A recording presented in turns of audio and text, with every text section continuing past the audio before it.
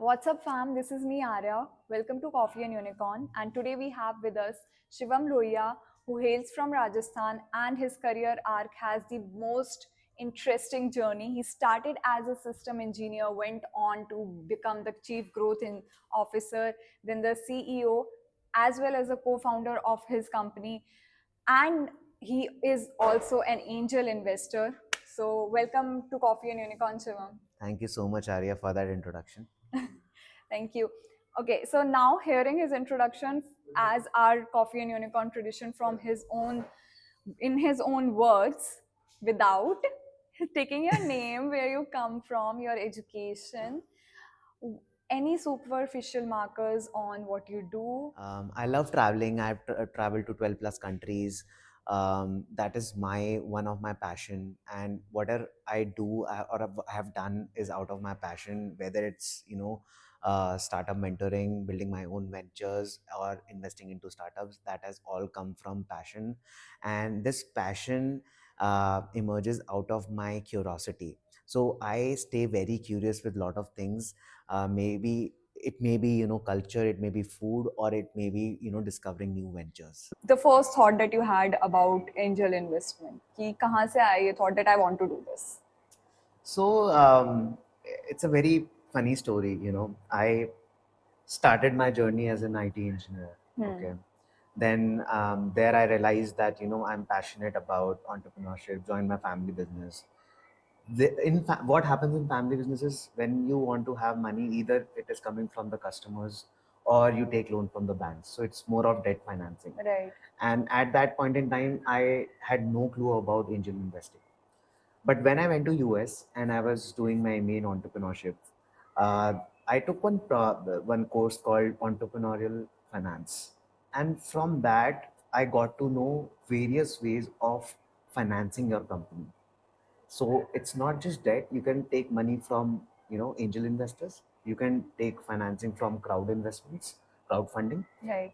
PE, VCs, and so on and so forth. So I got very curious about angel investment, right? Where people are putting money and taking equity in your company. Why? Right. Because they feel that you might create some value.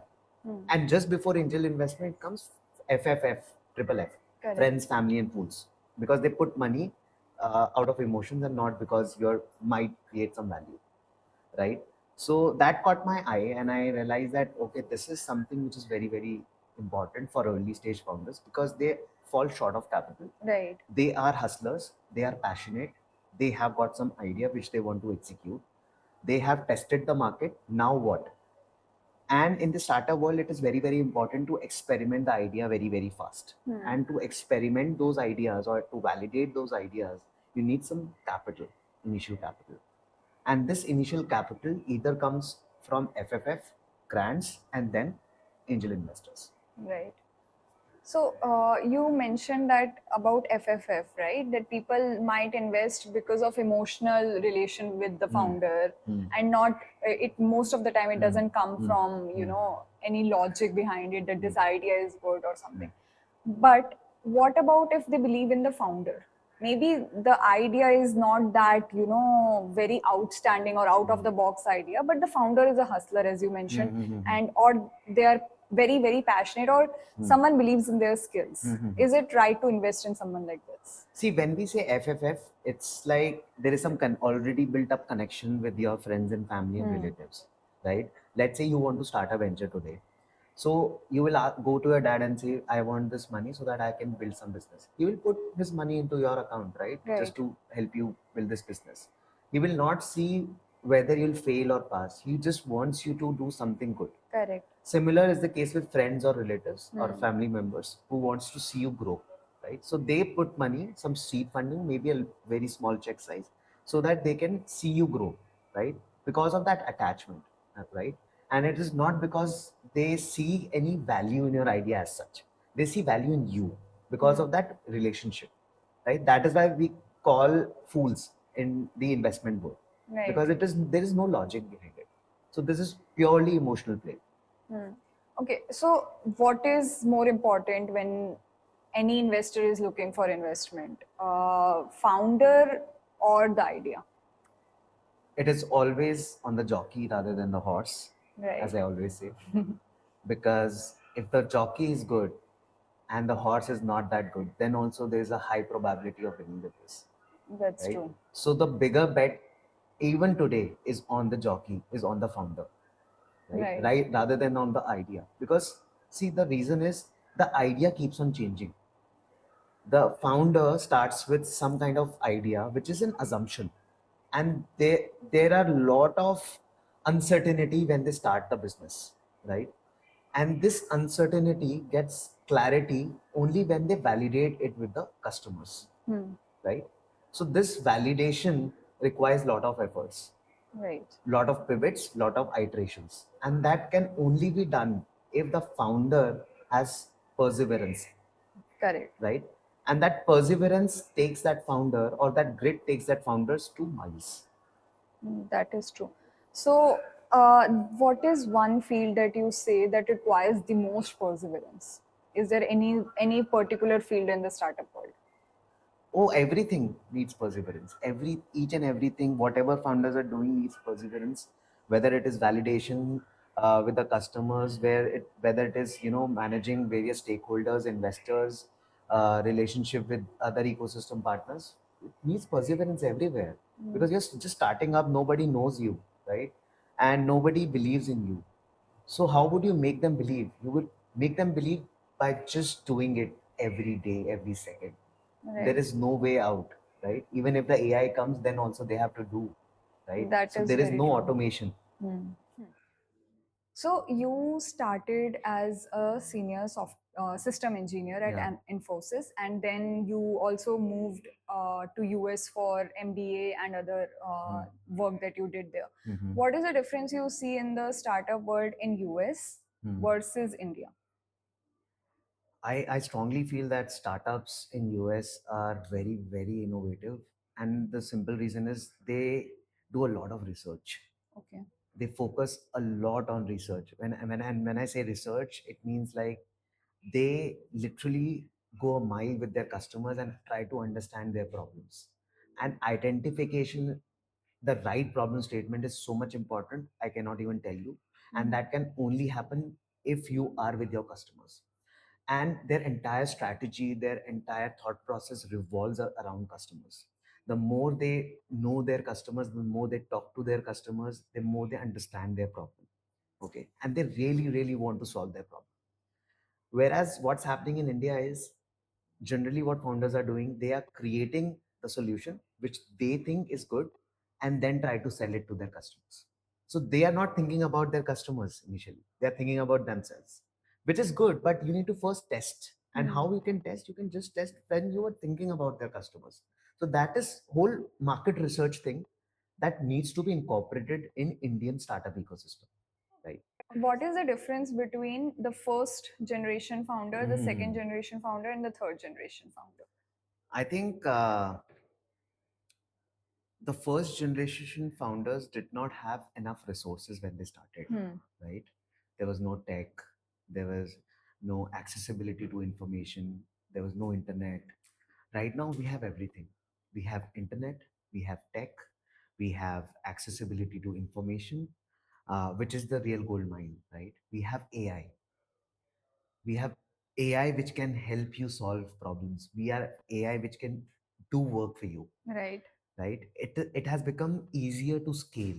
Back then it was difficult to scale, Hmm. right? What has become challenging though is finding the gaps in the market.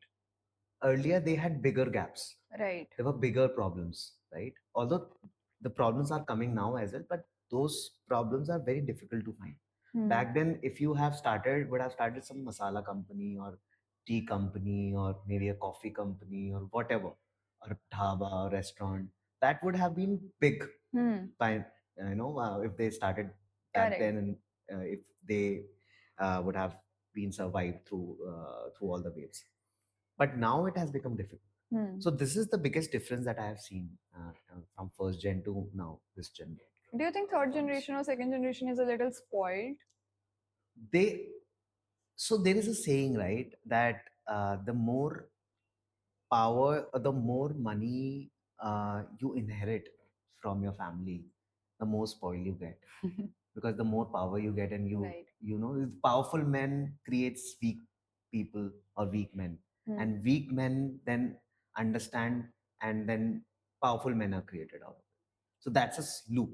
Right. But what I've seen is, and this is my observation so far, is people who come from like a family business or something, they are better founders in one way, that they are ready to take more risks because they know that they have a background that will support them even if something goes wrong. I don't agree with you. No? No, I don't agree with you. There are a lot of founders, if even if I name them, like if you talk about Brian Chesky, right, who is the founder of Airbnb. Right. His father doesn't come from a family business background. Right? Brian Chesky was a design engineer, right, in Massachusetts, and he created Airbnb, right? And there are a lot of other people, right? If you talk about Amazon's founder, Jeff right, Jeff Bezos, his father was also not into business, but he created $1 billion company and the biggest valuable company in the world. So I don't think whatever I don't agree to your point that, you know, if someone is coming from family business background, they can take more risk. It is just the mindset and the way you look at the world from your different lens, right?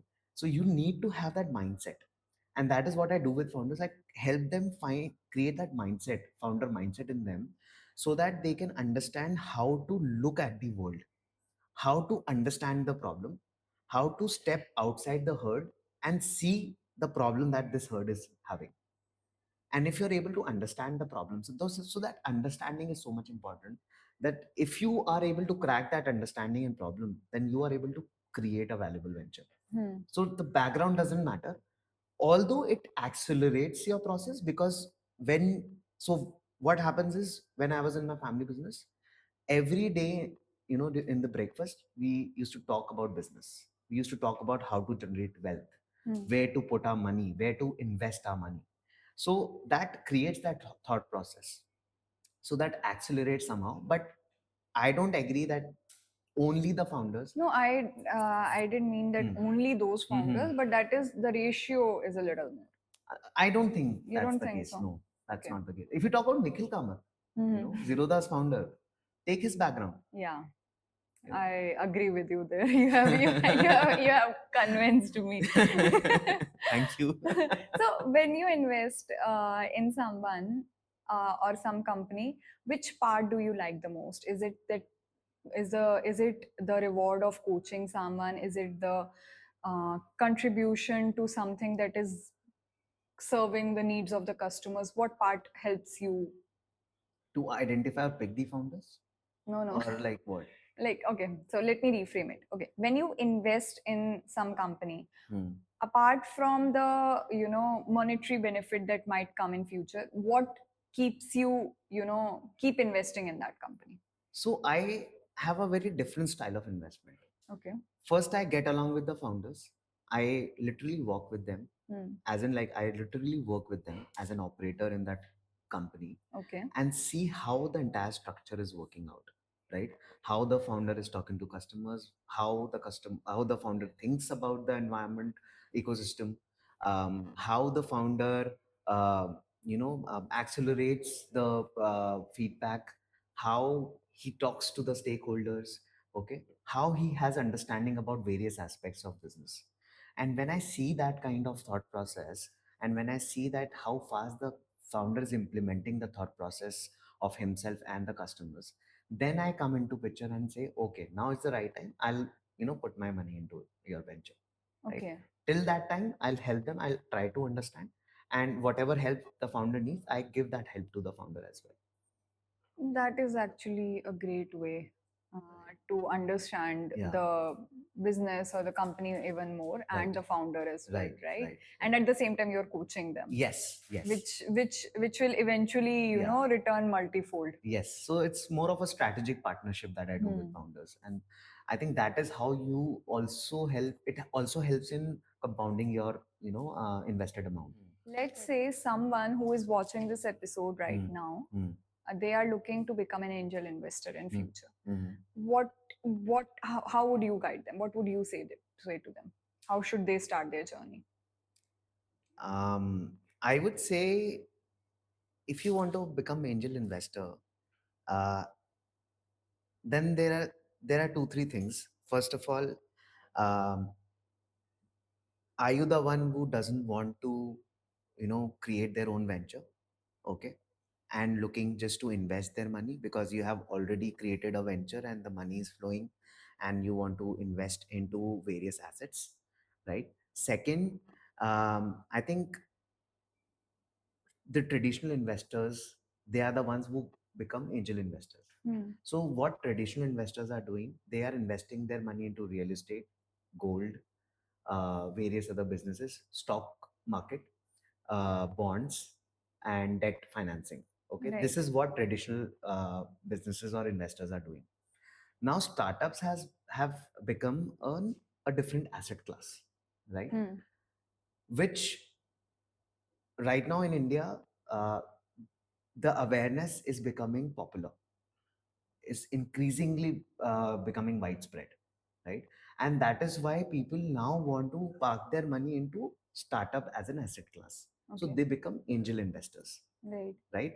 Because uh, the return that a successful startup can give you can be very, very higher than what these asset class can give. So everyone wants to compound their money, wants Hmm. to have that domino effect when it comes to investment.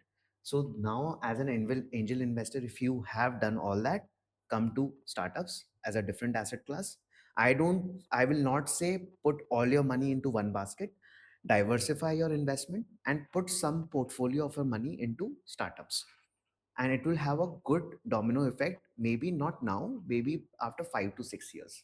That is the minimum timeline which is required to get your returns back from startup. Okay. But you have to be very, very um, you have to think about that, this is a very risky asset class, but there is also a saying, more risk and more reward. Okay, so what are the ventures or the industries that you have invested in so far? AI SaaS hospitality, Hmm. D2C, Okay. uh, and yeah, I think that's it. And which has been the most, rewarding? AI SaaS hospitality any day. Yeah.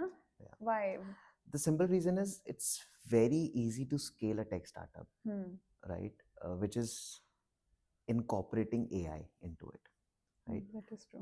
Whereas it is difficult to get D2C brand into the market nowadays because it is full of competitors, Hmm. right? And finding that niche is very difficult. Catching those eyeballs is very difficult, and the marketing spend is increasing every day Hmm. as well.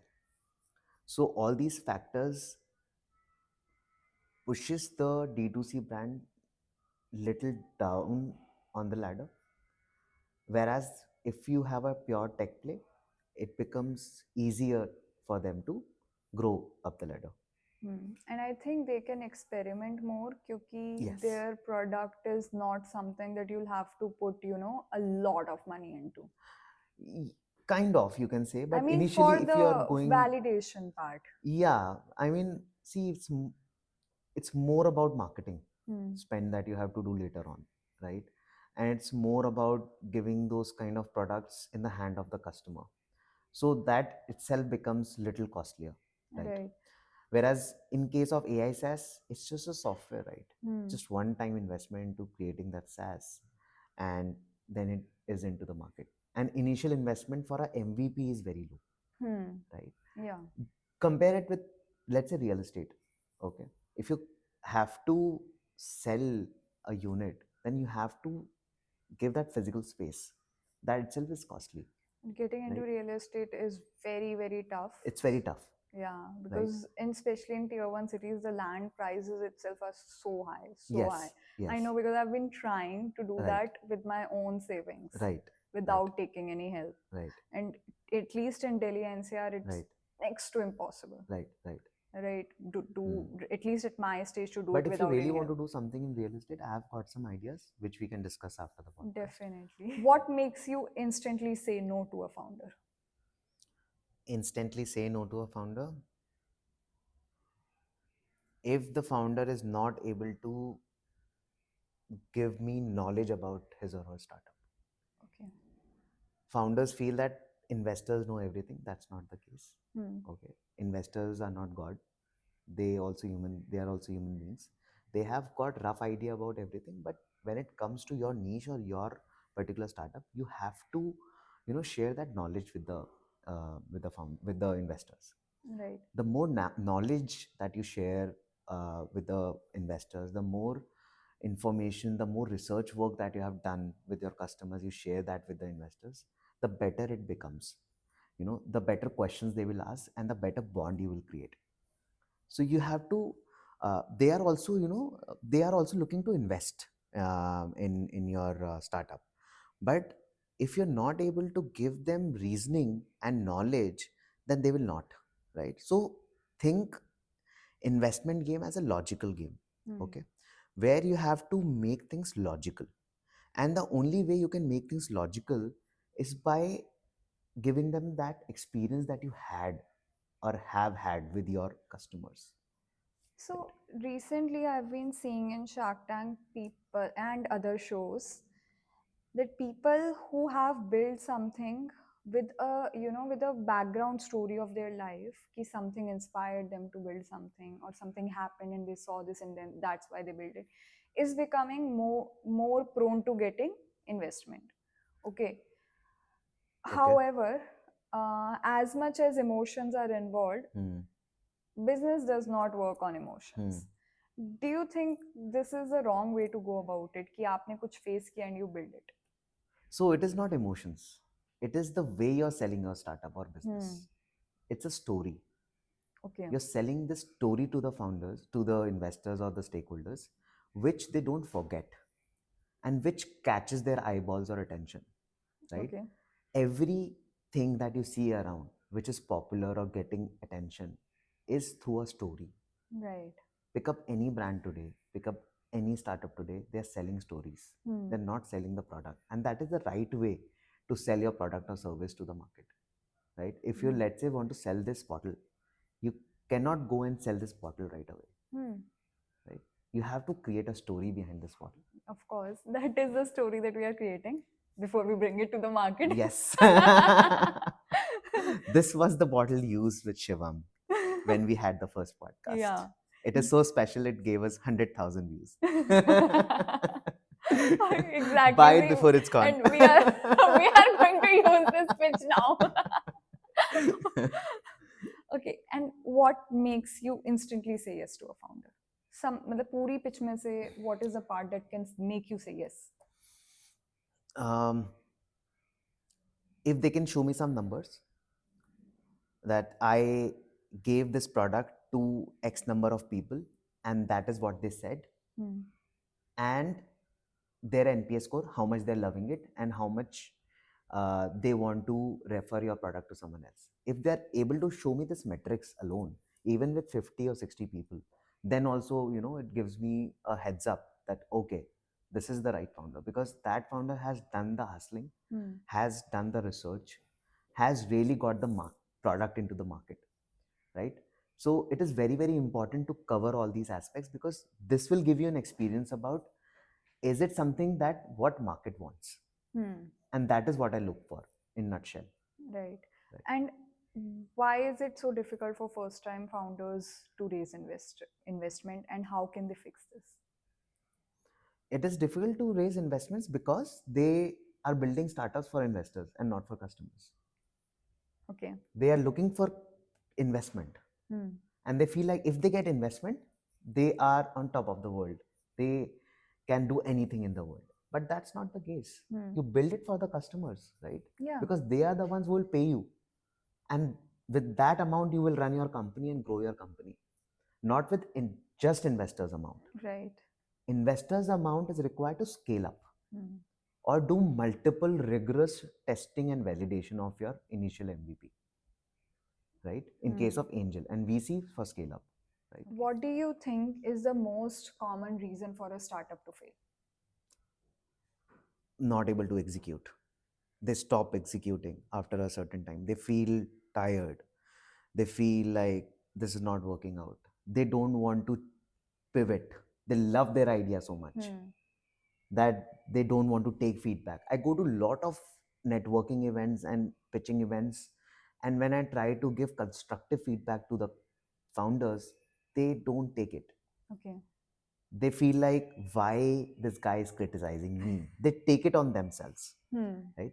You have to get rid of this ego if you want to build this business, because customers also will give you harsh feedback. You should know how to evaluate those harsh feedback and convert that into business, Right. right?